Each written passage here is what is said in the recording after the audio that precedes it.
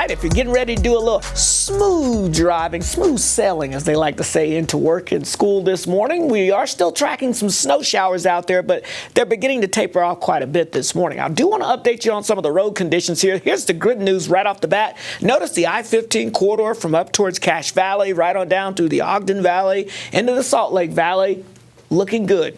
Mainly just some wet conditions showing up there. Now, if you're over towards Tooele, you've got some snow-covered roads, and I'll show you why in just a moment. And then over towards the Wasatch back and into the Uintas, we are dealing with some areas of snow-covered roadways, so use some caution there. Also, be careful along this I-15 stretch between Richfield, the I-70 corridor, down towards the Beaver area there. We've had some snow showers ongoing there, with some snow-covered roads potentially showing up in those areas. Now, let me get you to the radar, because you can see we've got a little lake effect taking place this morning here, coming off the Great Salt Lake right across Tooele County. So we're seeing some decent snow showers showing up from Lake Point over towards Tooele, and this is at times making its way through Grantsville, Stockton getting on some more snow. You had about 3 to 6 inches of snow last night in the Stockton area. How about that? Rush Valley staying a few of those snow showers showing up as well. Let me get you down to southern Utah, because we actually have a couple of snow showers showing up from Cedar City over towards Enterprise and back over towards the Escalante area this morning, and a few trying to now pop up near the Springdale area. So all the way down south, we're seeing a little bit of this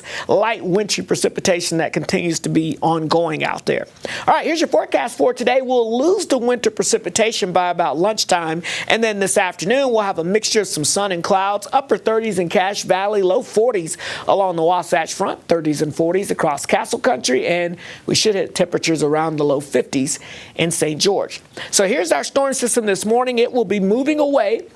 That'll give us a northwesterly flow, so it's going to stay cold as we go throughout today and for tomorrow, but it'll also dry things out for us. This huge ridge of high pressure blocking any moisture from moving in from the west, at least for now. As we get towards the end of the week into the weekend, it begins to slide to the south and west, and that allows this atmospheric river to dip into northern Utah, and that could bring us some decent moisture amounts around here as we head into the weekend. Let me show you what I mean here on Futurecast. So we've got a couple of scattered snow showers left out there. Those will come to an end, and this afternoon, just a mixture of sun and clouds as high pressure builds in. That'll set us up for a nice and dry Thursday across the state as well. But then by Thursday night into Friday, we start to tap into some of that moisture from the atmospheric river. So places like Cache Valley, maybe as far south as the Ogden Valley, getting in on some snow shower activity. And snow levels will drop pretty low towards the valley floors by Friday morning. So we could even start out with a burst of snow here along the Salt Lake Valley down in the Utah County early on Friday morning. But as we go throughout the day Friday, I expect those snow levels to rise above the valley floors. But from the benches back up towards the mountains, that's where we'll see a steady period of some heavier snow showing up as we go throughout the day on your Friday, and we could see more waves of moisture potentially Saturday and Sunday. So when you add it all up, I-80 and points north, we're talking the potential of a ½ inch to an inch of liquid precipitation, which is very favorable for our mountains across the north to then transition that over to snow.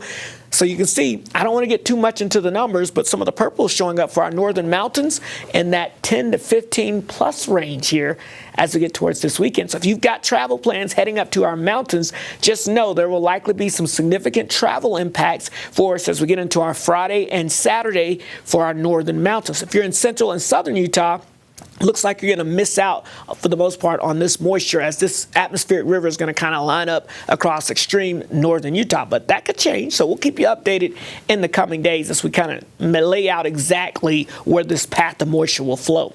St. George, 51 degrees for your Wednesday, 56 by Friday. Again, a few clouds, but overall should stay on the dry side. The Wasatch Front, temperatures near 40 today. Watch out for a couple of morning snow showers. Otherwise, just cold through Thursday. And then that wintry mix potential Friday with more valley rain and mountain snow, potentially significant over the weekend.